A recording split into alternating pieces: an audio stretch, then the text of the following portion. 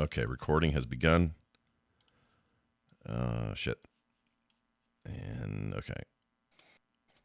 Oh. All right, yeah, that's fine.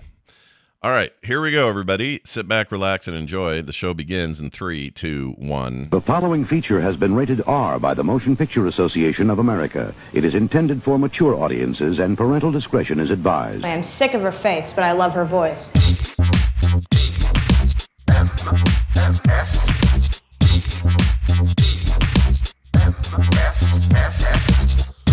The morning stream.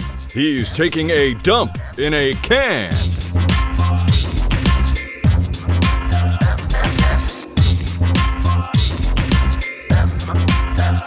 You know what? Before I forget, congratulations to Scott Fletcher's daughter, Kara, who just graduated college. Yeah, I saw the photos this weekend on Facebook. Yes, Yeah, so cool. It's pretty awesome. She's going into special ed education, and she got a Bachelor of Science in that. And I just think that's awesome. She's all grown up. Congratulations to all the Fletchers for all their great accomplishments in their lives. That's and right. welcome to the morning stream. Sorry, go ahead. Is she the one who blew not a trumpet, but her trombone in your ear during one of the blindfolded? No, that was the youngest one, I think. That's right. Yeah, yes. I didn't hear that or expect that to happen, and that hurt. I remember that hurt my ears.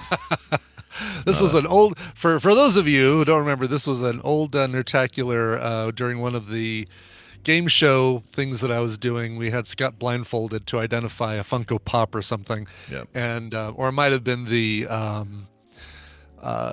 taboo movie poster taboo or something. But anyway, we had the youngest Fletcher daughter show up with her trombone and just go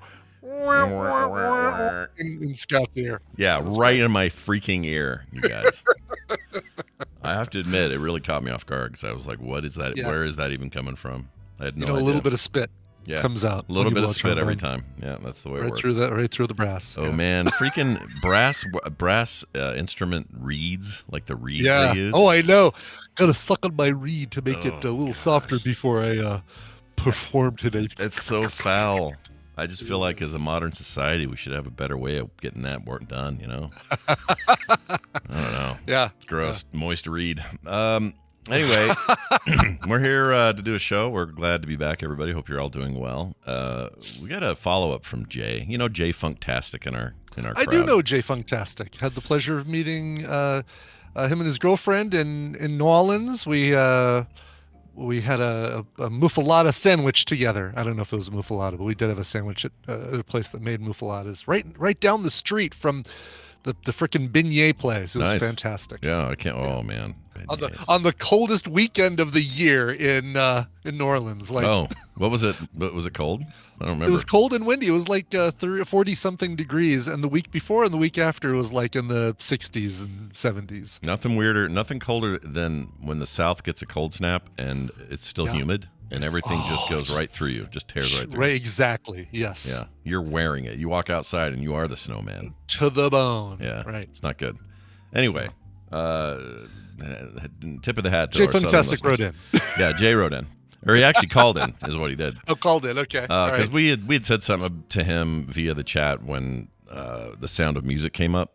And Brian had finally seen this film, so this was we had a whole conversation. Anyway, this is his follow-up to give us a little bit of context, so enjoy. Hi, Scott and Brian. This is for TMS. This is Jay Funktastic. Yesterday during the pre-show, I threatened to leave the chat if Brian kept singing the songs from The Sound of Music. I didn't mean I was leaving because of Brian's singing. Brian, you have a lovely singing voice. No, I threatened to leave because that was my ex-wife's favorite movie. And for 8 long years, I had to suffer the extended edition Blu-ray of that movie at least once a month, along with her singing those songs all the time around the house. So now, whenever I hear those songs, all I have is her shrill, out-of-tune meat grinder of a voice banging around my head for the rest of the day. So that's why I threatened to leave. Love you, boys. Gotcha. Keep up the good work. Love the show, though. Oh, man. That's awesome. Man. I hope at the divorce hearing when the the judge said, all right, that settles that. I guess he doesn't do that. They usually do it in a conference room or something. But on her way out, you went, goodbye, farewell, off we to sing goodnight. and bobbing up and down like that, like Brian. You guys, the people listening at home, you missed Brian's dance. That was pretty good. I'm sorry to hear that she was such a shrill singer. That's a bummer. You know? Yeah, it is a bummer. Did that contribute to? I want to ask further questions. Was that part of the reason you divorced her? Is because I'm sure that wasn't. That there were probably much bigger reasons. Probably, but one would assume. But it's the little stuff that gets under your fingernails, right? Yeah, it's that was kind of like I never have to hear that again. Thank goodness. Oh wait, Brian is singing it. Crap. What are we gonna do? Yeah. All right. Well, anyway, thank you for that, Jay. We appreciate the follow through. Okay. You know the Farrago soundboard that I use? Yeah. I like it a lot. It's great. It's like, hey Scott, can you play the? Let's do part of the film sack intro. Oh, look at that! I can play that. Sure. Hey Scott, can you play? I don't know, a Diablo thing. Call her home. Oh, sure, I can play a Diablo thing. Really easy when you're looking at it. But hey, Scott, quickly play "Slurp My Butt." Slurp. Oh, hold on a second. I'm gonna find it. Punk. Oh, no, that's not it. I gotta find. See, it's not in there. No, that's not it. It actually has to be in here. Oh no, that's not it. Has to be in here for me to get it, and that one's not in there. But anyway, so that actually is part of the story here. They have a search now, which is great. So if you have multiple boards, I think I have 12 in here that are all set up for different shows. I can search across them and find something very quickly if it's in here. So if I was looking for, I don't know, let's just look for anything with Brian on it. So here's one. Hey, is it too early to get a fish sandwich? That's the first result. Okay. But what happens with this search is it now populates it with not only stuff that's locally in your version, but also results from freesound.com, which seems like a cool way to find something maybe you might need. You know? Right. All of a sudden, yeah. So I've got like here's one called Brian 5W. I don't even know what it is, but I'll just play it. See what happens here. Sometimes it loads. There we go. So I don't know what that is. Brian 5W. So it's somebody doing something. Here's one called Brian Eno Type Beat. Okay. This is kind of like a Brian Eno style music. Yeah. So it's all these like free with things. With no beat whatsoever. Yeah, there's zero beat in there. Yeah. Which might actually make... This might actually make what I'm about to play make sense. The fact that these results are kind of bad. Yeah. The other day I searched for... Where is it? I think I just searched for film sack or something. And it gave me a bunch of results. And one of them was this. And I'll just play it for you. And by the way, the file was called CV. That's all I knew. All right? I'm like, what's CV? Okay. That's weird. I'll play that. So I hit play, and this is what I got. My favorite candy is called the vagina. What's that about? Do you guys over at Rogue Amoeba really want these search results? They're nonsense. Is this what you want to have happen when somebody uses your search? Yeah, it's just nonsense. Wow. It's just total nonsense. And you can disable it. It's not a thing you have to use. But, if I search, so let's get a little weird here, and let's say I search You do have that permanently now, though, right? That is like... Oh, hell yeah, we're keeping that. Yeah, good, yeah. Excellent. Yeah, this is a great find. But let's give me a keyword. Let's just try one. All right. Sunflower. Sunflower. All right. Something that's really often connected with audio, with no sound. So now it's doing the results. Okay, so here's one. I'll hit play. It's like a little audio soundscape, crickets. Yeah, you can visualize some sunflowers blowing in the breeze. Here's another one. This is eating a sunflower seed. Oh, you'll love that then. God, please. Yeah. Yeah, let's turn that off. Misophonia. Make it stop! There's one called Food Fight. Let's see what that is. It's taking a little while to load. Oh, it's a 9-minute thing. It's going to be a very quiet track if it's a sunflower seed food fight. What is this? Oh, it's birds fighting over their feed. Birds fighting over sunflower seeds, sure. There's another one, hot sunflower oil in a stock pot, hot sunflower oil in a stock pot with several something in it. I can't read the rest of that. Let's see, kitchen atmosphere with clicky sunflower sounds. Like, it's doing what it's supposed to do. But if you search for anything that's even remotely risque, yeah, I don't know, like, not that this is an app kids use, but like, like if I went, how about let's do something that, like, normally you wouldn't think of risque, but you put in the right context. Eggplant. I like that. That's actually a good one. Okay, eggplant. One word. Oh, no results. I'm surprised. Oh, really? All right. Maybe not eggplant. I'll try this 2 words, see if it changes. I doubt it, though. Oh, it did somehow. Okay, so here's eggplant. Let's see what happens. I'll just play it. Okay, here you go. How about fixing the cable? Like, what is that? That's so not eggplanty. No, it's not at all. Fixing the cable. Someone's getting drilled with an eggplant, apparently. That's what's happening there. All right, let me try fixing the cable. Here's what you get. Okay. That sounds like maybe somebody's trying to fix a cable, I guess. I don't know. Yeah, with their tongue, perhaps. Yeah. If I do, let's see. What's this? Sha, Shirf, Ot, You. I don't know what any of that is. That's my point, though. These results are terrible. Why even tie your service to this? It seems stupid to me. And if I search for the word vagina like our last clip had, which is not what I searched for the first time. Sure. There's a ton of this, and I don't want to play these because I'm nervous. Like, here, listen to this one. I don't want to play these, but here's one right now. I mean, let me read you one. I'm going to play it. Many vaginal vocal variations. I don't want to find out what that means. Come on, you totally do though. You totally do though, right? All right, let's try this one. Hopefully this isn't bad. Yeah. Let's see. This one says that cloud looks like a vagina. That cloud looks like a vagina. Oh, it's that guy. So it's our guy. It's the same guy. It's his favorite candy, and it's also his favorite cloud. How about this one? Vagina much? Vagina much? Wow. So that's all. He just sat in a room for a weekend and recorded 5,000 variations on the word vagina. How about this one? Vagina. Vagina. Vagina.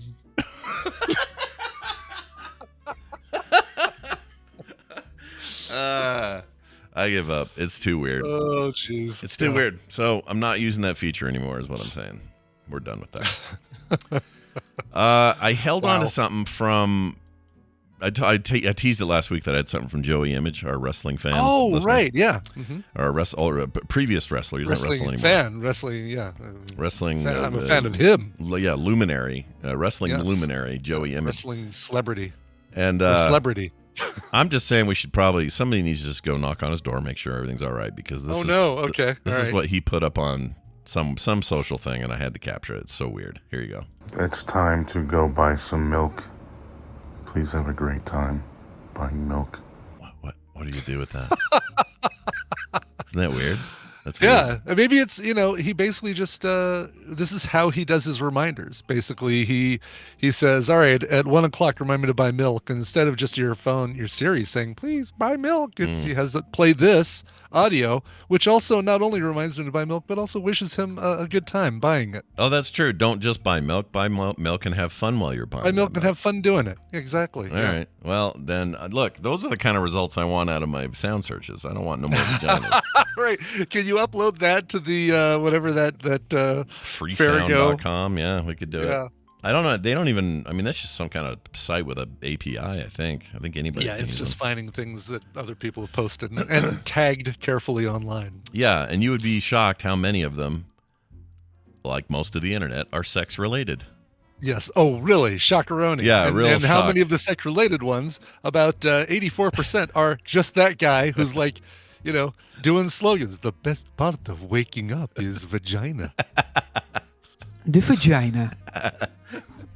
With a name like vagina, it has to be good. He's the kind of guy I either want to meet and hang out with or totally avoid. Every kiss begins with vagina. Vagina. Every kiss. Candy is candy.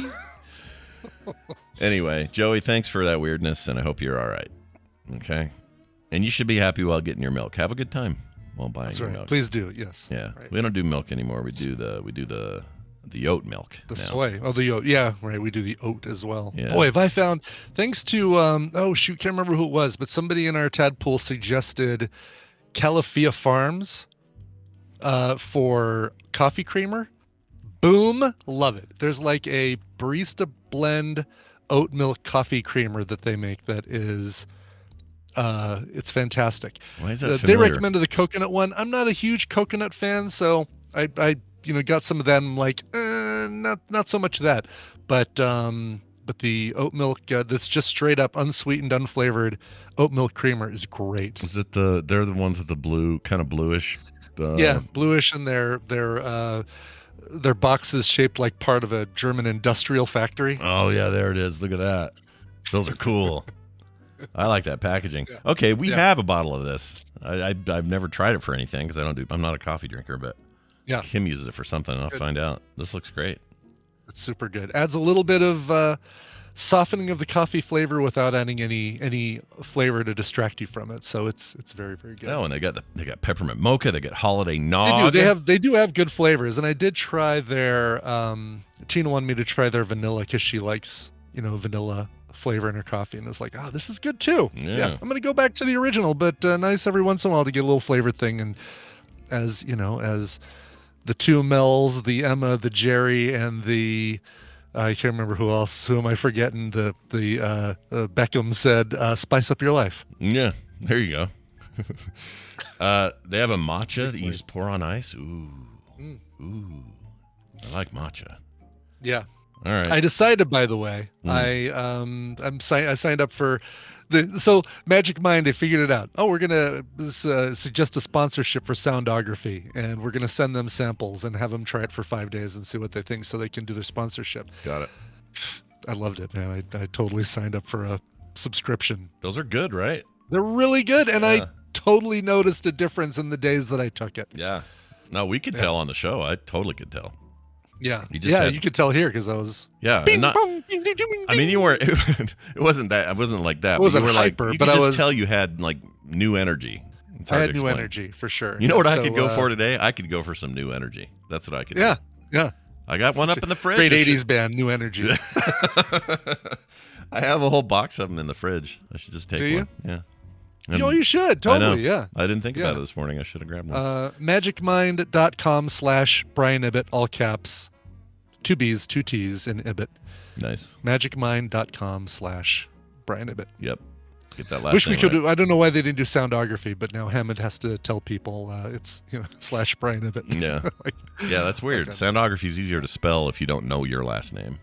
It is. It totally is, right? You can sound out Soundography. Yeah. Ibbett is a bit of a shot in the dark. You're like, is it IBBT or IBBOT? Exactly. Exactly. Yes. Tell me all about the Willy Wonka movie because I heard it was good. Yeah, saw that Saturday night and went in very hopeful because I'm a fan of Neil Hannon, who did the songwriting, the composing, and he's the lead singer and singer-songwriter for a band called The Divine Comedy, one of my favorite bands. So when I found out he was involved, I'm like, oh, great. Well, he apparently, I mean, I don't know this, but based on how good it was, the soundtrack, I'm sure he listened a ton to the Anthony Newley original for the Gene Wilder Willy Wonka movie, and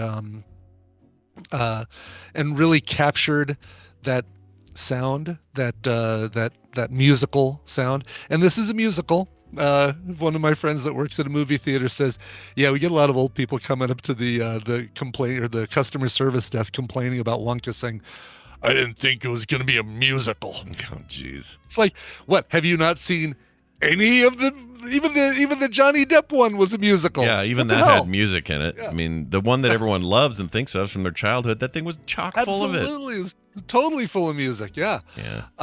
But the rest of it, like the movie itself, frickin' has so much damn heart in it. Tina and I came out of that thing like this was opening weekend, but we saw it Saturday and it had opened Thursday. The movie ended, and people are, usually on a Thursday night, you see a movie, very opening night, people applaud when it's over if they enjoyed it. Yeah. But usually not all the way through the weekend. Saturday night, people seeing this, and it was like the audience applauded, like at the end of the film. That's great. Nobody to hear it, but they loved it. Sure. It's beautifully done. The story is heartwarming and sweet. They don't try to they don't try to explain every Willy Wonka thing in the prequel, like like the Indiana Jones one that we keep bringing up. They basically say, here's who he is, here's why he is some of the way he is, and but we're not going to explain every single darn thing about it. And again, it is a direct prequel to the Gene Wilder movie. It's a direct prequel to the Gene Wilder movie. Yeah, the Oompa Loompa song gets its, you hear it in this. How's Hugh Grant as the Oompa Loompa guy? He's great. Yeah. He's actually the special effects for that are great, but he pulls it off, and it's just funny because he kind of pronounces it Oompa Loompa as opposed to Oompa Loompa. Really? That's so when he's singing Oompa Loompa Doopa Dee Doo. But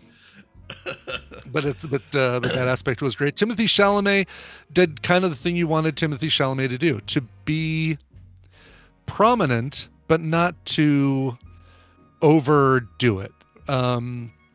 Gene Wilder was a good singer, but he wasn't like, he's not Frank Sinatra level or Michael Bublé or something like that. Right. And Timothée Chalamet, kind of the same kind of thing, really good at enunciating while he sings and hitting the notes so you can understand the lyrics and all that sort of thing. But he didn't need to be any more than that, and he wasn't. And was there ever a scene where he yelled at the top of his lungs, "Freedom for Arrakis," or anything like that? He never did. No. Okay. No, he never. That's a shame. The only thing you will ever connect with Timothée Chalamet apparently is Dune. Yeah, you got to put, Then don't watch his what he does with an apricot. You got to put a hand. You got to put a hand in a box that wants to kill you, while a lady holds a little stinger thing next to your neck. All those things. I expect that in all Timothée Chalamet films moving forward. That's just the deal. Yeah. Well, good. There was half a dozen people at our family get together last night that also saw it and loved it. Everybody was raving about it. Little kids liked it. Adults liked it. I got a big old tough gun owning, traditionalist dude in our extended family who was like, really? I loved Wonka. It was and so he liked good. it. Oh my god, that's fantastic. He loved it. He also liked Barbie. So that guy's a mystery. I can't figure him out. That's great though. We want to see it, and I'm glad to hear it's not. Yeah. I mean, I don't know why. I don't know why I was like, we got this. Timothée Chalamet's in danger of overexposure these days. Sure. And I understand when people get a little weird about that, or they get down on somebody simply because. Look at what happened. There was such a backlash about Chris Pratt, right? Because he's doing the voice of this, and now he's doing the voice of that, and now he's in this movie, and he's in this other thing. Yeah, it can be too much, or at least feel like it's too much sometimes. Yeah. But I'm fine with him. He's fine. Oh yeah. Yeah, he's a weird-looking, skinny-looking little dude. he's a talented kid, and he gets he deserves the praise he's getting. He was funny on SNL. He's funny when he's being parodied by Chloe Fineman on SNL. Yeah, I liked it when he was it was the SNL one, a previous guest starring of his, where him and Pete Davidson are doing that rap thing, that yeet. Oh yes, yeah. Right. That put me in stitches. That made me laugh so hard. he's good at kind of a little self-deprecation like that. Yeah. Spice must flow. All that. He's great. Right. Anyway, that's cool. I want to see it. It'll be nice for you to see it in other movies, and so that Dune isn't the only thing you can think of. It's all I can think of right now. I will admit it. That and The King. He was really good. Dune and Yeet. Yeah, Dune, Yeet. Apparently being very inappropriate with a peach or something, according to you and others. That's right. What's that from? What's that movie? Apricot. Call Me by Your Name. Call Me by Your Name. All right. Yes. I think I'll avoid it. It sounds awful. I don't want to know. Everything else about that movie was really sweet and really nice, and yeah. Just the peach part. Just the peach. Apricot, Scott. Apricot. Sorry. All right, let's have some fun with Dunaway. All right, our very own Timothée Chalamet-like character here on the show. He comes on. He has the same hair as Timothée Chalamet for sure, right? Yeah, he's an entertainer. He's the ladies like him. They do. He's all those things and more. Here we go. That music designates that it's time for the morning half-asses, and joining us on the phone, as always, for this is Mr. Brian Dunaway. Hello, Brian. No, hi, Scott and Brian. How is your building up to Christmas week? How's it going? Getting it done. We're getting there. Yeah, still have a few more things I need to order. I'm not liking the lack of enthusiasm here. It's got me worried. As soon as I feel like I'm on top of all the things that I need to do before Christmas, I will be able to sit back and enjoy the week leading up to Christmas. There you go. Yeah, that's absolutely true. How about you though? How are you doing with all your Christmas preparation and fun? I'm ready, man. I've already got my feet kicked up, going, bring it on. Where are my gifts? Come in, get to know me better, man. Get to know me better, man. Are you? But you're like us. You're like me and Brian. We're like, we don't need anything. We kind of no. I don't need anything. I want though. Gimme. Like the Garfield thing. It's just like J.D. McPherson. By the way, great album. If you haven't listened to it yet, now's the time of year to listen to Socks by J.D. McPherson. It is a great Christmas album that is no covers at all originals.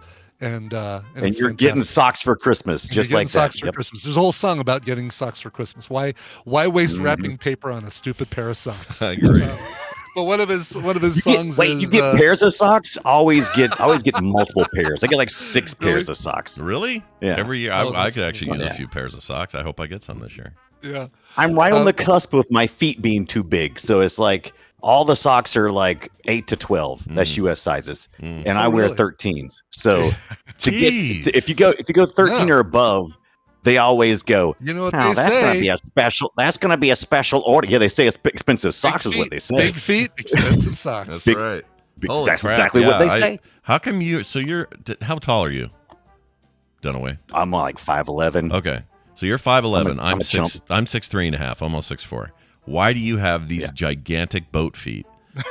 And I have for balance. I can wear. I can get away with 9.5. You ever seen Rayman? You know how everything is like he's got giant hands and feet. That's me. I'm like average size, giant hands and feet, and my arms don't exist. It's just weird. See, because mine's all giant head, tiny feet. Don't know why. Yeah, Dunaway apparently is built like one of those L-shaped rulers we had in drawing the school. Yeah. Love those things. I'm well balanced. I am well balanced. Those had a name. They had a name. I can't remember what they are. Oh. It wasn't a triangle. It wasn't a T-square. It was like with those weird. It was just a right triangle. Or right. Not protractor. No, it's like the big. Brian's talking about is exactly the right thing. It's like a big L. L-shaped. And sometimes they were large. We're talking about an L. Yeah, they were sometimes very big. You could use them on a drafting table or something. And they had a name. Yeah. You mean with the thing that we all called L's because that's what it looked like? Did it have a name? Right. It was L. Give me the L. Yeah, give me the L. Give me the lose, the loss, or whatever the kids say today. Anyway, let's play this game. It's the half-asses, and Brian will explain how it works and who will win what. That's correct, yes. You're welcome to the Morning Half-Asses, a trivia game where I'm actually going to be giving the two of you the answers. I'm going to give Scott and Brian a category and 6 possible answers. 3 of those answers are correct, and 3 of those, like Timothy Chalamet and Anything But Dune, are incorrect. Depending on how confident they feel with the category, they can provide 1, 2, or 3 guesses, but if they get anything wrong, they get 0 points for that round. Get 1 right, gets a point. Get 2 right, gets 3 points. I don't even understand my own game. Get 2 right, gets you 3 points. Get all 3 correct, you get 5 points total. The player with the most points after 3 rounds wins the prize for their contestant. And who are our contestants? Well, let me tell you right now. Scott, you're going to be playing for Jonathan in Houston. Brian, you're going to be playing for Jason in Goose Creek, South Carolina. Somebody close by. Baby, I know where Goose Creek is. Yeah, I'll go hand deliver it. No, I won't. All right. You go, just dump it on the side of the road like those TVs you always pick up. Do it that way. Right, there you go. Yeah. Or a couch. I don't pick them up off the side of the road anymore, but you did for a while there. Look, Dunaway will take your CRT no matter how you give it to him. He doesn't care. He will, totally. Yes, exactly. Look, it's like this. Falling out, I'll take it. Look, I've got a truck, and anytime I pick up a CRT, I don't even look at it until I get home, and I go, okay, cool. And if it's something I want to keep, I keep it. If not, I go ahead and deliver it to the dump. Whenever, the dump is just right up the road listen from to me. The way you described it. Whenever I'm picking up a CRT, that means it's a regular thing. That means it happens more than once. Yeah. Whenever, as opposed to when. When I picked up a CRT, that happened once. Whenever I pick up a CRT is all the time. Yeah. Oh, you think I was denying that I get CRTs? No.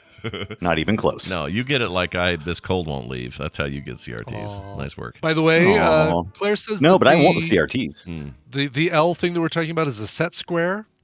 Oh, is that the name? Set Square. I think that's right. That sounds right. And Bobby Frankenberger grew up in Goose Creek, where one of our players is from.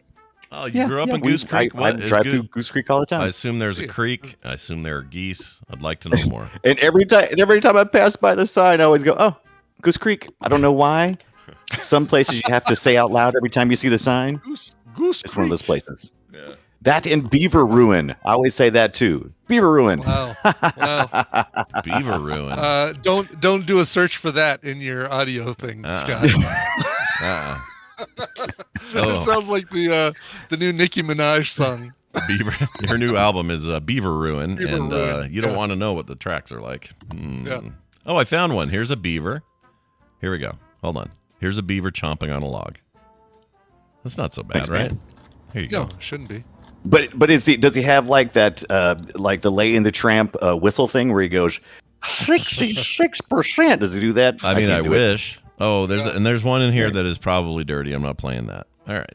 Anyway, What's the term on the one that's probably dirty? it's I can't tell you. Wow, it's that bad. It's that Okay. bad. Yeah. That's just so true. It's very, very crass. If I say it, I'll regret it. I can't say it. I'll put it in Discord while you're Red doing the game. Fraggle, that's the road I'm talking about. That's right. Yeah. All right, let's get to your first question. 6 answers. Your category is fallen angels in Milton's Paradise Lost. So Milton's story, Paradise Lost, features some angels, some fallen. Oh, jeez, yeah, no kidding. Yeah, don't play that Well, clip. we just got a notice in the Discord. Yeah, people. we just found out the audio clip that Scott's talking about, and I think my misophonia would be through the roof on that one. Yeah. Also, it's good. It's good to know they're keeping it within their little matrimony, though. Right there. Yeah. Oh, yes, that's true. Yes, Yeah. exactly. All right. Anyway, Right. which of these? Oh, it's a poem. Thank you, Jeannie. Which of these 6 fallen? Which of these 6 names are fallen angels in Milton's poem Paradise Lost? Your choices are Baal, Mammon, Moloch, Azrael, Belial, and Gabriel. Belial. Oh, these are all great Belial. These are great Deckard Cain things from Yeah, Diablo. yeah. Belial is one of my favorites, actually. All right, so we got Azrael, Baal. Is Baal or Baal? I've I always thought it was said Baal, but maybe it is Baal. I don't know. I just say Well, I think it's ball to bang, diggy diggy. Yeah. All I learned about demon names was from Diablo 1 and 2 and 3 and 4. So I don't know. I think I know at least 2 of these, so I'm choosing. Okay. All right. And then Brian, you choose what you choose. You guys are buddy. both locked in with 2. You guys each locked in on different ones. The 2 you didn't lock in on were Mammon and Moloch, both of which are fallen angels in Milton's Paradise Lost, meaning that there's no way you guys could do better. Shit. Azrael and Gabriel, no, not Don't in the be a poem. Moloch. Baal, not in the poem, but Belial or Belial is. Was Wow, we absolutely guessed right. we guessed exactly the wrong ones. That is a Yeah. no. Just about, Belial. except for Yeah, you got Scott one. did get Yeah. Belial. I got but, one. I should have good stayed job. with one. Shoot. You There's, went with you the know, bees. Yeah. Sometimes there's a reason I put some of these first. It's like, yeah, let's get that one out of the way. It's a fun category. Let's see how they do with it, but we don't want to make it that they're having to rely on it for points. Yeah. Rely on this one for points. Which of these are things that have a perfect score that's over 1,000? So when you get a perfect score in one of these things, Over it's 1,000, dude. 1,000. 1,000. Your FICO credit reports, Yahtzee, Microsoft Spider Solitaire, bowling, the SAT, and the GMAT. Which of these, when you get a perfect score, it's over 1,000? Oh my gosh, dude. Okay, so that's confusing. All right. Oh, really? All right, I got you. I think, well, yeah, because I'm reading it backwards. I'm thinking if it's over 1,000, then it has to be perfect. But you're saying things that have a perfect score over 1,000. So some of these things can't go over 1,000, but if they could, they would then be perfect. Is what I'm asking. Oh, I see what you're think. saying. If it's not possible for something to be over 1,000, then they would not be part of this category, right? So Right. it has to getting a perfect score. Well, I don't know. with It's one a of these half-asses. things, Has to be 1,000 or over, right? That's 1,000 or over, yeah. exactly. Yeah, that's easy. It's so confusing. Like I said, okay, so it's got to be over 1,000 for it to be perfect.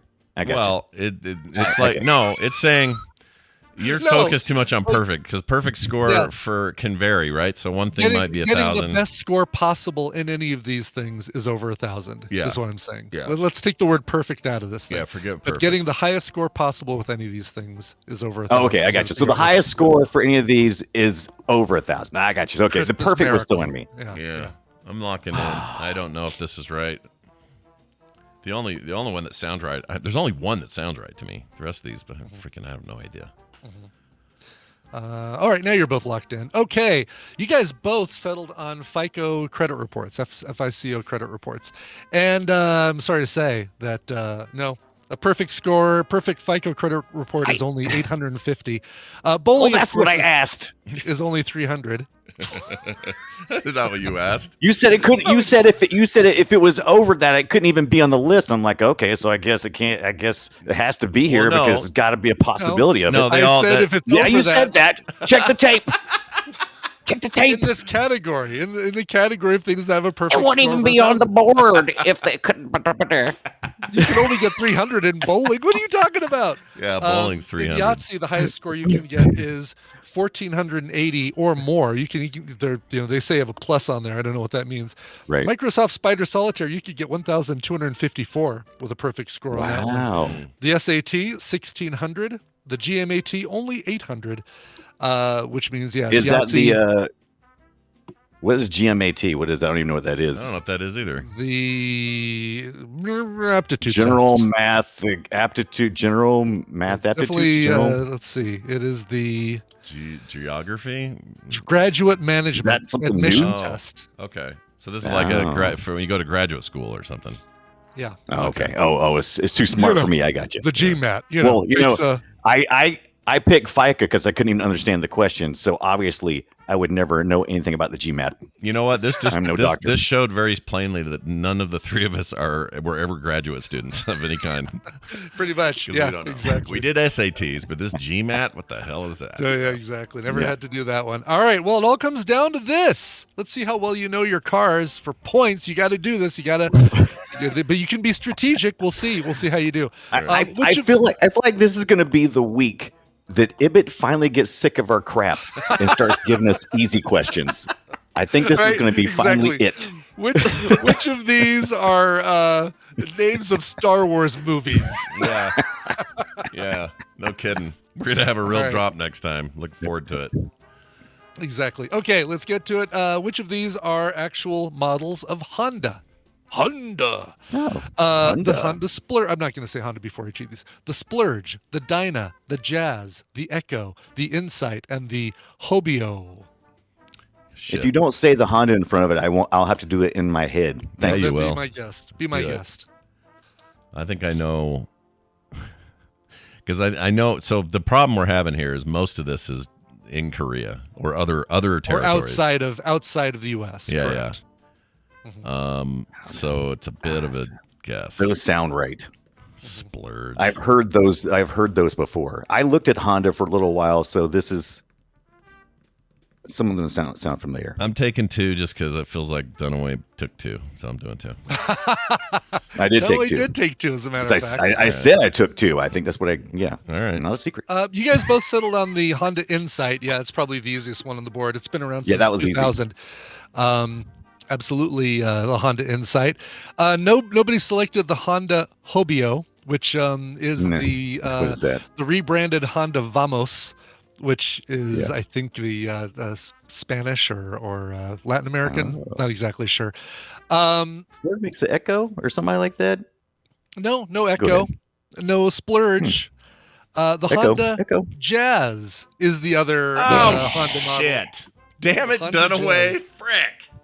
The See, Honda I told Dyna you you had is to go not through. You had to go through your head and go. I did Honda Splurge, Honda Echo. So Honda wait, Dyna. you got and I was all like, So okay. Honda Jazz actually felt right to you?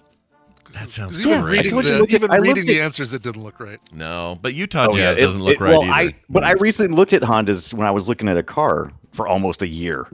So I looked. The Honda was a serious contender. So I saw a lot of cars.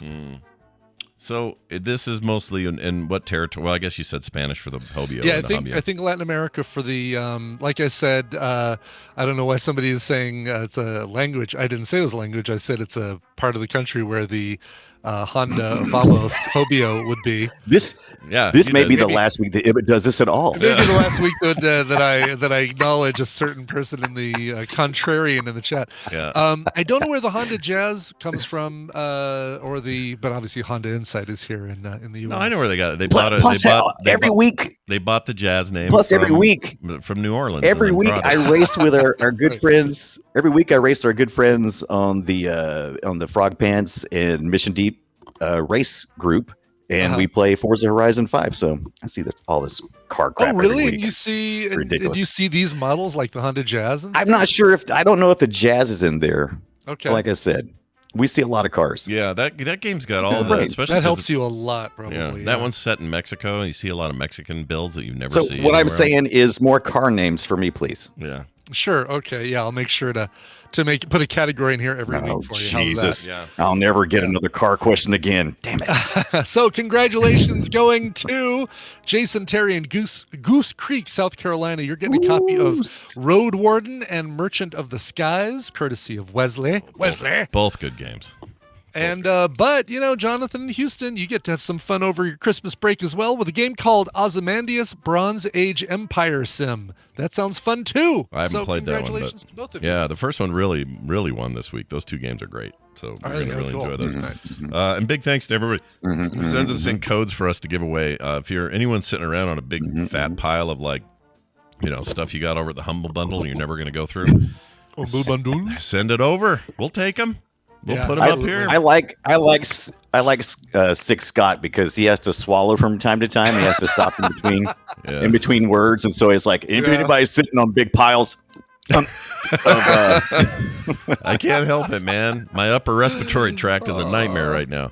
Well, Dunaway, you helped somebody win shit, and that's what matters most. Congratulations. And you served somebody in your own state, your own home state of South Carolina. Nice job. Keep it local, people. Keep it local. Keep it local. Farm fresh, 2 table. See ya. All right, he's gone.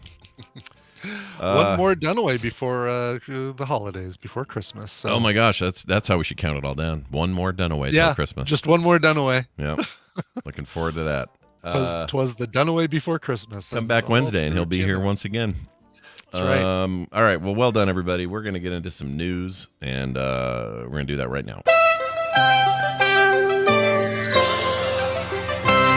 It's time for the news, and it's brought to you by Blue Crotch. So here's the story of this. Quick story. Where is it? Here it is.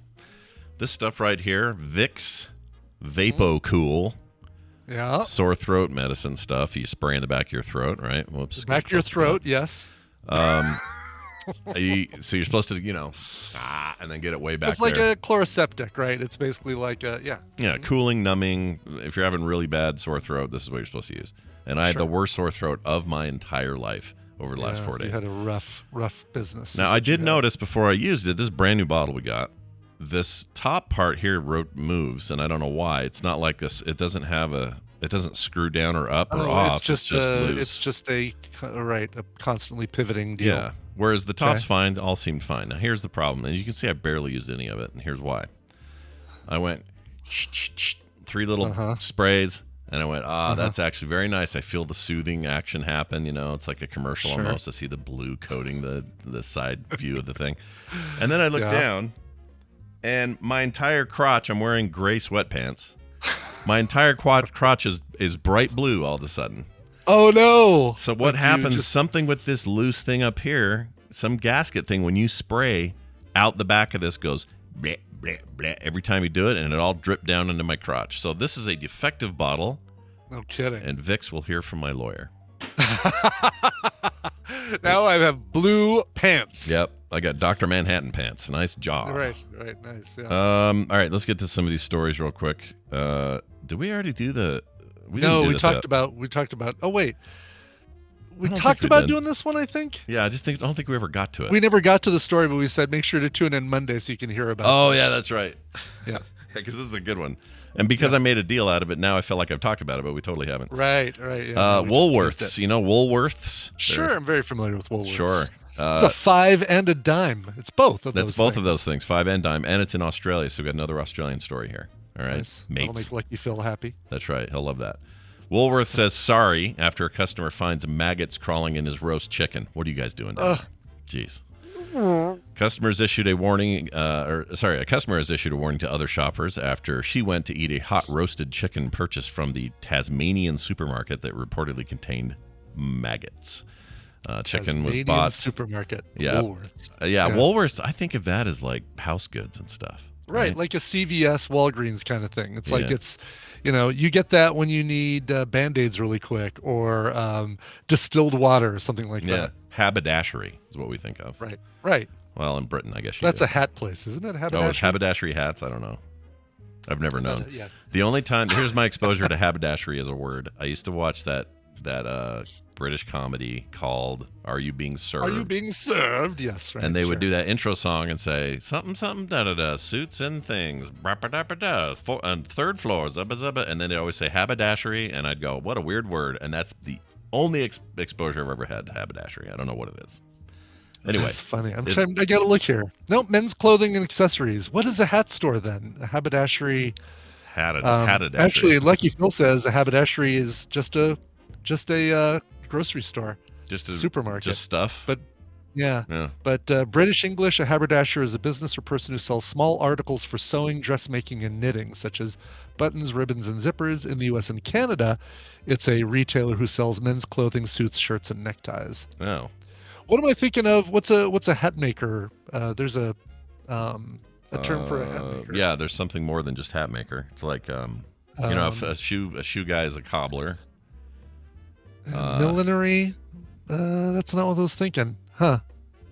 I can't remember. There was a. My word for it's too long. My word is place that never gets my head size right. That's what I call them. That's right. Hattery. Yeah, that's it, Chris. Thank you. It's not a hattery. Come on. Yeah. You know, as a hat maker now, this will blow your mind. Who? You remember the band, The Fix? Yeah. Less than or Saved by Zero or Red Skies at Night. Yeah. Cy Kernan, lead singer of The Fix, is a hat maker. So now. Yeah. What does his Wikipedia page say about what his profession is called? You know what? Thank you for that's a great way to find out. Yeah, we're gonna find it the back doorway here. Let's see. Hat customizer? That's not it. Hold on. His Wikipedia page doesn't mention it. It doesn't mention it?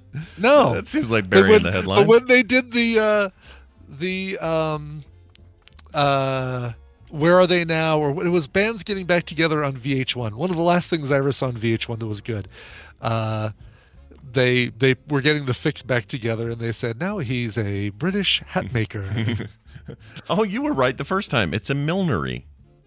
Millinery. No, I looked that up. And millinery? Yeah, I saw millinery and is like, yeah, that's right, but it's not what I was trying to think of. There was some hat thing. Okay, anyway. we got hatter is one of them. Hat maker, milliner. And that's all they say here. All right. Yeah. Well. All right. Well. Someone make a hat that fits me. That's all we're. And then go and fix Cy Kernan's his Wikipedia page because it doesn't talk about his hat making at all. Yeah, exactly. It says, let's see. So back to this thing. This person who went to the store, she says it sat completely sealed until 7 p.m. when we opened it. The chicken, that is. Started eating and found maggots all throughout the chicken. It's the second time they've alleged to have been in a cooked chicken purchased from different stores in the area this year. Woolworths has apologized to the customer, although they've done it in the British Australian spelling of the word apologized. Apologized. We apologize for the maggots. They say they take food quality and safety seriously. I don't know. I'm not sure you do. Maybe you should check inside your chicken. Yeah. How seriously, really, do you take it? The supermarket claims they are not aware of any previous reports or anything of a similar nature. People are encouraged to report poor food hygiene or complaints to their local councils. All right. Yeah. So Lucky Phil, maybe don't go there. You have to change your name to Unlucky Phil. That would be, I think that might be enough to push me into vegetarianism for a little while. If I cut into a piece of roast chicken and found maggots, found stuff moving in it. Yeah, I think I'd be like, you know what? I'm gonna have some broccoli. Yeah, just the broccoli for me, please. That probably would drive me to do that. But it's the same thing that would happen if you gave me broccoli with worms in it. It would drive me to eat. Yeah, right. Meat. It'd push you to meat. Yeah. So Sure. Nobody's safe is really what we're saying. All right, how about this one? A convicted Parker's Kohl's thieves. So let's go to another retail store while we're here. From Woolworths to Kohl's. Kohl's Yes. argued for a lesser charge because the items were on sale. So these two men were convicted of a felony theft for stealing stuff at the Kohl's. $2,000 worth of merchandise at the Kohl's. Yeah. They argued but they in court. wanted a smaller sentence. Yeah, they want a smaller. They want to yeah. get hit less because the items were on sale, and they say they had coupons. Which is so stupid. Yeah, but you didn't use the coupons. No. What the hell? You didn't. Also, listen to this Breaking Bad ass sounding pair. Michael Green, age 50, and Byron Bolden, age 37. That's some Walter. Oh, yeah, that's totally some Walter White, Jesse Pinkman business right there. Time. Yeah. Grab the merchandise, bitch, as one of them said. That's right, exactly. Yeah. Kohl's, bitch. The two men were dubbed KitchenAid Mixer Crew because of the high-end KitchenAid appliances they stole. Good for them. Those are really expensive. They're expensive as hell, those things. Yeah. I bought one for Kim one year, and it was a lot.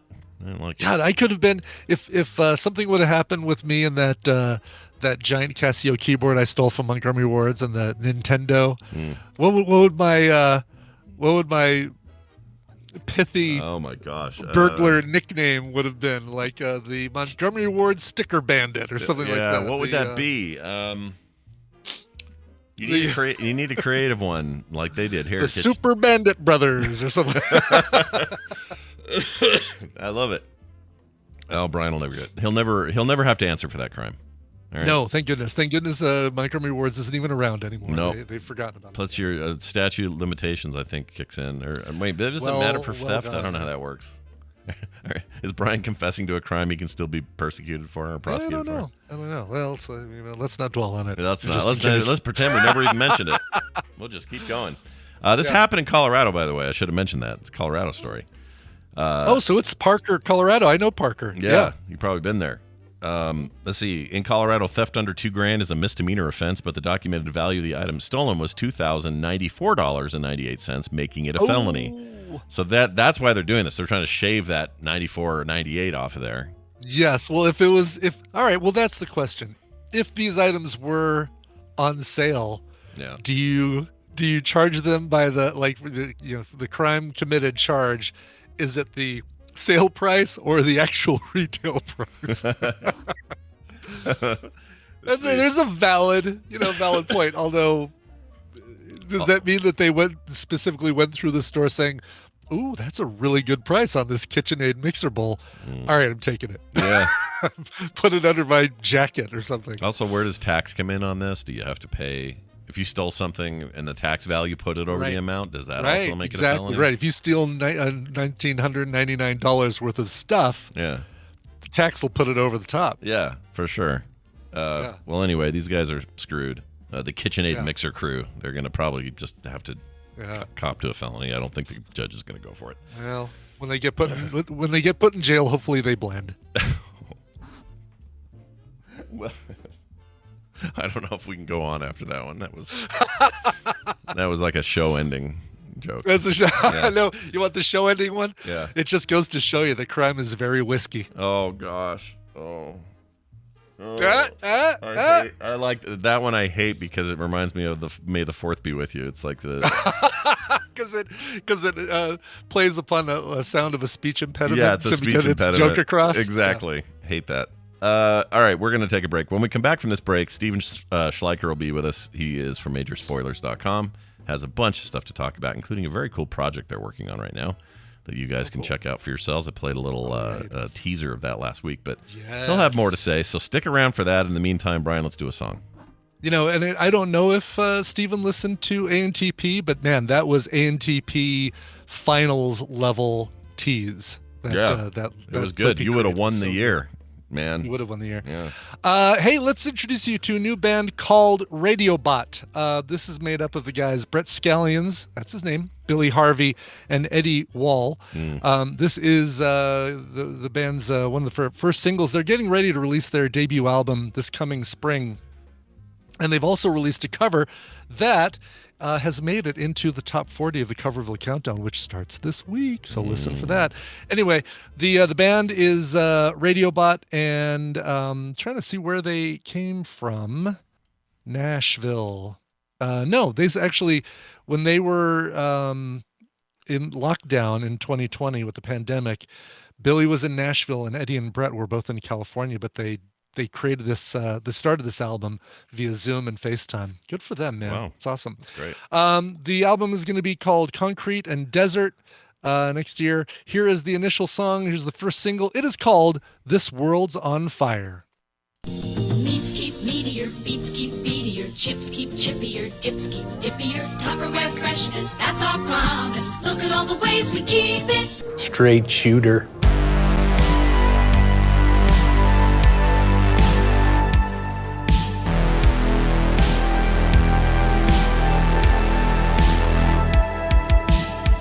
And we're back. Please tell me who that was again. Yeah, that's the band Radiobot with their brand new song, The World's on Fire. And Max Trollbot, good point. I didn't even bring up the fact that Brett Scallions is the original lead singer of the band Fuel. So if you like Fuel, you probably like that. He also tours with the living members of The Doors to do, as The Doors, when The Doors go out on tour, Manzarek and Krieger, they tour with Brett Scallions from Fuel. I like Fuel. Yeah. I did not know. Yeah. Then you will like this. I fully expect to. All right, everybody, hold on to your butts. It's this. And now welcome Steven to the show.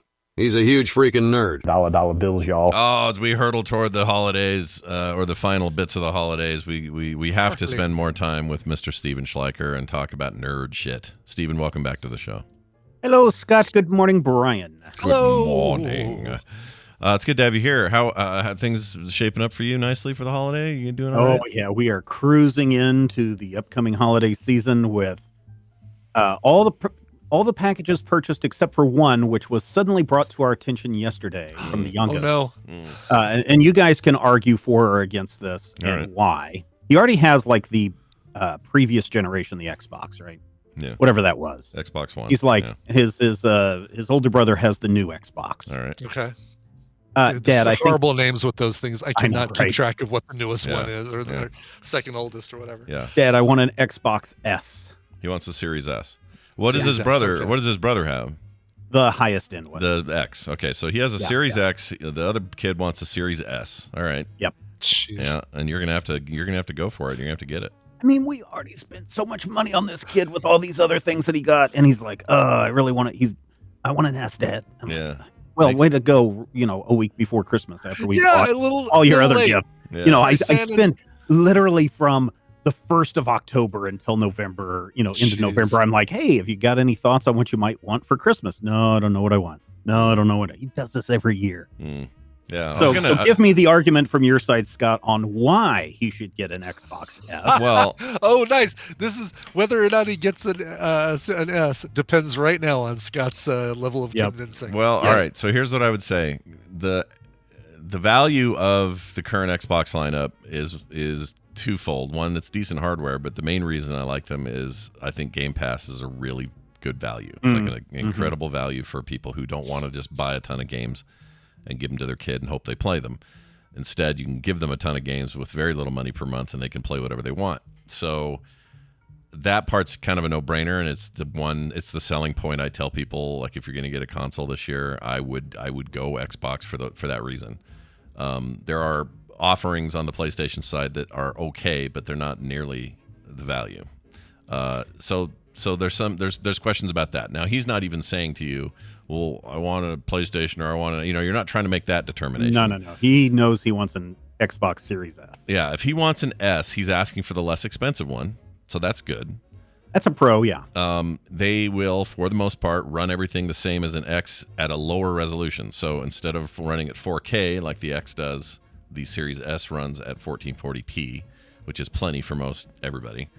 And even TVs that do 4K look great in 1440p, so I wouldn't worry too much about that. The only other consideration is the hard drive is much smaller in the S. Also, it has no optical drive, so if he wants to buy discs or wants to play Blu-rays or anything in there, he's screwed on that end. Only the X has the optical drive. All right, Brian, you tell me. You be the Grinch and say, "No, kid, you ain't getting a Series S." All right, here you go. Here's I'll take the counterpoint, Brian. You waited too long. You're getting socks. Yeah, you're getting socks. Case Nice closed. socks, good socks, but good. socks. You'll get some nice socks. Series S socks. Yeah, the S stands for socks. There you go. Oh, I like that. All right, thank you for that. Thank you for that. Easy Both enough. sides. Yeah. I'm now going to have his older brother now advocate for him. Yeah, I was we'll gonna see what when you happens. first came on, I was gonna ask you, what do kids your age ask for this time of year? This time Your around. kids' age. Yeah. It sounds like they're just asking for the same old stuff kids always ask for: games and something cool. Yeah. Well, that's fun. Good luck with it, with your decision making. They're not bad. You go to Costco, you can get like a bundle for cheap on those things. Costco's like 300 miles away from here. Oh, I forget. By the time I spend the gas money to go to Costco and come back, it'll be more than just buying him the Xbox Series X. I heard Bill Burr the other day talking smack about Hayes. He was driving through there. Oh, really? Yeah. Wow. Good for him. He was driving through for some tour, something he was doing in Kansas. I don't know what it was. And just brought up Hayes. He goes, "Man, have you guys ever had to drive through Hayes, Kansas? That was and he's just like ripping on it. I'm like, oh. Well, from everybody who's passed through Hayes on I-70, you look at it and you're like, what the? This is the place. Yeah, but you go downtown and it's fine. You go further south past the highway. It's just fine. Trust me. I'm not saying it's great. I live in it's fine. I live in a city that for a long time people were worried about for fake reasons, but yet they still worried. They were like, there are too many Mormons there. I don't know what I'd do. Like that whole thing was great for us because it kept prices down, housing prices, cost of living stayed nice and reasonable. And then something changed after the pandemic where everybody heard how awesome it is here, and now they're all coming here and ignoring the old fears. Get back to the old fears. Yeah. All the prices are going up. This is what happens when you host Nerdtacular for like a decade in Utah. Yeah, I finally. All these people from out of town come in, and then they spread the word, and this is your fault. Yeah, it's all Chamber my of fault. Commerce needs to be knocking on your door. Yeah, those jerks. Well, anyway, hey, let's talk about this stuff. Okay. Rebel Moon's coming out this weekend. Now, I will tell you that leading up to this, I was excited because to me, this was Zack Snyder, free of all of his DC commitments. He no longer has to try to polish that turd. He can go work on stuff maybe he's better at. I like 300. I really like 300 a lot. I liked his Watchmen take. I thought that was a great movie. Like I have a lot of nice things to say about quite a bit of Zack Snyder's work. Not all of it, but some of it. Sure. So this, I was like, big science fiction epic. It's a part 1 of 2 thing. It's Netflix, so it's going to be, home right away. I can watch it right away. All these things, getting all excited about Rebel Moon. And I also really like that actress in it. I always forget her name, but she's great. She was the mummy in that horrible mummy movie, but she's in other stuff. Oh, yeah, right. Can't think of her name, but anyway, she's in the 3rd Star Trek movie, which was my favorite. Yes. She's she had all that makeup, alien lady. Anyway. With the black and white makeup on her face, right? Yeah. She's cool. Anyway, so she's in it. She looks like kind of the main star or whatever. And then the reviews landed. It's getting ripped to shreds once again. And I heard from a little bird who works in Hollywood, who I can't say their name, but somebody told me. What, Twitter? No, that's X now. That'd be a dirty bird now. Sure. But they told me that there's an extended edition of this film already done. Yes. And that they're holding it so they can call it the Zack Snyder cut. And it kind of goes with what we talked about on Film Sack for next week's roundtable. But that's a mistake. This person's like, I've seen both cuts, and the extended edition is really good, but Netflix is just doing this to create a weird bubble of excitement about a possible cut because they know how his fans are. That really bugs me. It feels very manipulative. Oh, God. If that's really the case. If that's the case, I can't. I mean, none of this I can confirm. But if that's the case, Brian, how annoying is that? It's incredibly annoying. Like, that shouldn't be a thing you strive for, regardless of how well it works. I know. I hate it. I know all this is a business. I know that it's an industry.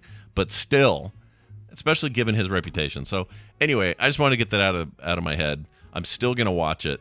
I think it looks rad. It was originally supposed to be a Star Wars movie. Isn't that the deal, Steven? That's the rumor, was that he pitched it to Lucasfilm, and they were like, no. And he's like, fine, I'll just go do my own thing. Yeah. And he did. Yeah, because it's got lightsabers and all kinds of Star Wars. You watch it, and you're like, yeah, this is Star Wars. This is Zack Snyder's Star Wars. Yeah. But I mean, special effects look cool. It looks like it's science fiction. I'm always in for I'm down with it. I mean, I'm definitely going to check it out. And if they release a Snyder cut later on to include, 5 extra hours of story, I'm down for that too. I mean, but there is a part 1 and a part 2, right? So we know that there's a second movie coming out. So maybe they're saving it for the one really long 25-hour Zack Snyder marathon. Yeah. Right. And I'll probably watch it too, just to experience. To be honest, I think the Justice League Zack Snyder cut worked better than the original. Too bad that they had to reuse the footage that they already had and use effects that were not completely done for that extended cut version, but it was fine. I didn't have any problem with it. So. Yeah, it was all right. A little long, but it was all right. Yeah. Oh, yeah. Now, listen, you can't get probably all of what Zack Snyder wants to put into Rebel Moon. So we go to comic books. And so Titan Comics has announced, coming out in January, Rebel Moon House of the Blood Axe #1, which is following the characters of Devra and Darian Bloodaxe, who I'm guessing we're going to meet in this movie. And we get more backstory for these characters in a comic book series coming out in January from Titan Comics. You excited? You think they're going to be good? You think they'll be... these tie-ins are hit and miss, right? Sometimes they're trouble. Yeah. People are going to accuse me of just always doing this, and that's fine. Do what you have to do. But there was a really great slight prequel comic put out around the time of Fury Road that talked about just the lead up to what happened in Fury Road, which is a really great filler bit for a lot of what Furiosa is supposed to be. And it's canon, so supposedly you can glean stuff from that. But that was really well written and drawn. It was a beautiful little run. Oh, yeah. So I know it can be done right with tie-ins. It's so hit and miss. And I'm down with the art in this. It looks really good. And I'm sure the story's good too. I think the thing that would say, oh, do I really, really, really want to read this is, how good's the movie that makes me want to go, I need to know more about these characters, right? You guys were talking about Dune Part 1 a little bit ago. And of course, Boom Studios, they have been releasing 3 or 4 Dunes comic book series that tie into, the book. The latest one looks at the final house or the final group of people from the Dune universe. That one will launch in January, as well as kind of the lead up to Part 2. So, yeah, I have no problem if companies want to do this. I mean, if you go back all the way to Star Wars, since we're talking about Rebel Moon, Marvel had a comic book tie-in to that series, right? It retold the Star Wars movie in comic book form. And then after that, starting with issue 7 or 8 or something like that, went off on a whole new direction and did whole new things and really kind of solidified telling comic book stories in the Star Wars universe as a big thing that continues today. In fact, I think this week I was just doing the previews for comics that are coming out this week. I think there's like 4 or 5 Star Wars comics coming out this week. Jeez. So, yeah, you never know when a franchise is going to take off, and to be in kind of on that ground floor, like Titan is with Rebel Moon or Boom Studios with Dune, you never know what people are going to lock onto. Do you remember the supersized late 70s comic they did for the Star Wars tie-in, and they were like bigger than normal? Yeah. They were called Marvel Supersize or Giant Size. Giant Size, but there was also I thought there was another name for them. Something sized. I had that whole set, and I don't know what happened to it. Yeah. Lost it. I think it's just Giant Size Star Wars, because that's kind of. Oh no, it's a Marvel Special Edition. Just special edition. Yeah, and it was bigger. Yeah, I heard somebody yesterday arguing pretty heavily for Marvel to bring back. I forget what Marvel's was called, but like the Vertigo line on DC, and they have Black Label now and all that. That's like a more adultish, gritty. Take. Yeah. Gritty was it Marvel Knights was the one that was the R-rated one? That's what it was. Right. Knights. Yeah, Blade and Punisher. And do you think they'll ever? They have enough reason. Treasury Edition. That's what I was trying to think of. Thank you, Rob Elch. Marvel Treasury Edition. Haberdashery Edition. Yeah, that's right. Exactly. Yeah. That's where you get the hats Treasury made. Edition. Well, anyway, watch for that. That's coming January for those who are looking for that. January 10th. All right. Well, what if I'm a guy who likes UFOs? What's up for me? Yeah, I was going to ask you guys if you are into UFOs or not. If you were into the whole lore of the UFOs from the 1940s through the into it is a weird. It's a weird. I mean, I'm always curious when there's new information leaked from the government that there might be UFOs, but I wouldn't consider myself a UFO believer. Right, exactly. I want to believe. Yeah, that's where I'm at. That's where I want to believe. As someone who thinks it's all bullshit, I still enjoy stories about it, so I'm down with that. Well, during lockdown, right towards the end of lockdown, a bunch of comic creators were jumping on Substack doing original stuff. Yeah. And so James Tynion IV and Michael Avon Oeming, that you guys may know from the Powers series over at Image Comics for a long time now, it's over at Dark Horse. They teamed up to do a Substack series called Blue Book, which is based on all the Project Blue Book stuff. They started out with the story of Betty and Barney Hill and their abduction. And there is, then they continued on with that. Dark Horse Comics has since picked up those Substack only comics and are releasing them in print.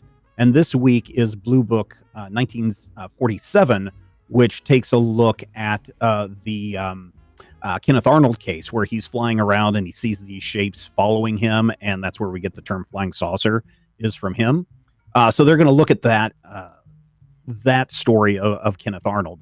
One of the cool things is over at Major Spoilers right now, Dark Horse reached out to us and said, hey, do you ever wonder how Michael Avon Oeming puts together his comic books? Would you like some behind the scenes stuff and commentary of him doing that? So we have that over there right now. So if you want to see his sketches that he does in his notebook, and you want to see how he develops and what he thinks about when he's building up a comic book page, we've got that now at majorspoilers.com for the upcoming Blue Book 1947 #1, which arrives in February.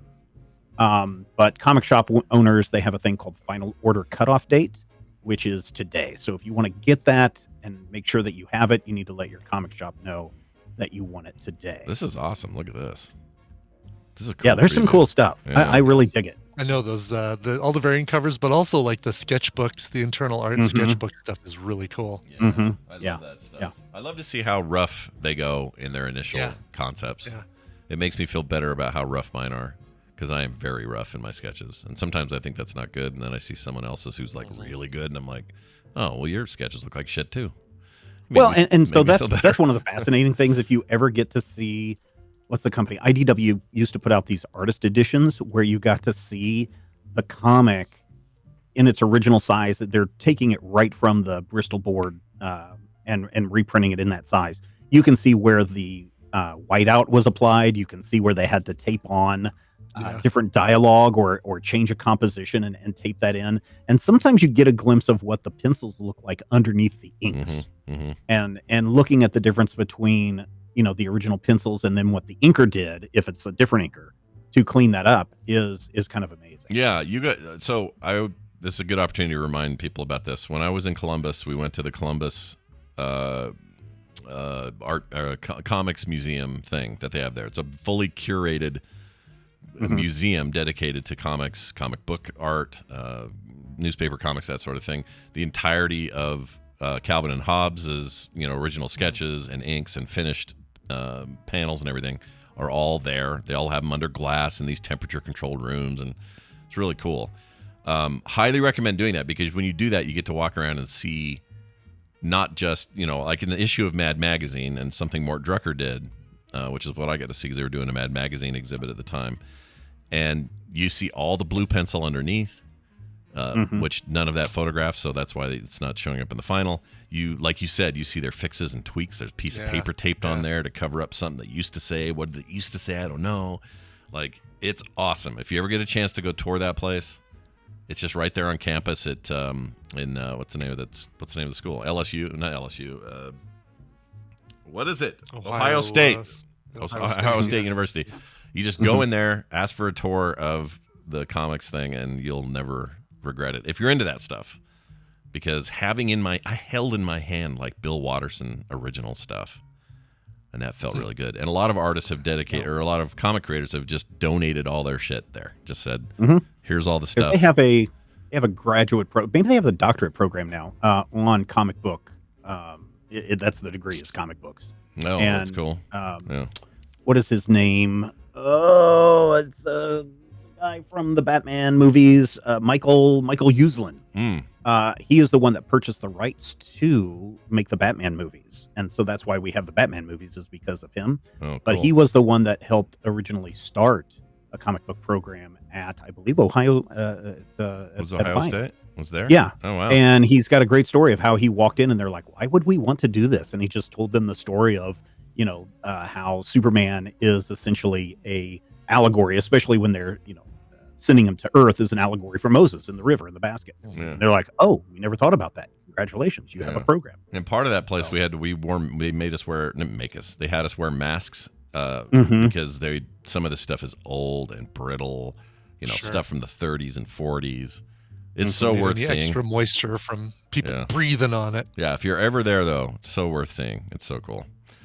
All right, let's talk about Batman and Dylan Dog are teaming up. Are you guys? I don't know if I'm ready. Are you guys for that. familiar with Dylan Dog? No, only because of you. So there may be so some of our listeners may be familiar with Dylan Dog because there was a Brandon Routh movie that failed to take off in the movie theaters in 2011 and kind of torpedoed the franchise. I don't know why, because it's actually a pretty good movie, loosely based on the comic book series, an Italian comic book series, a horror series.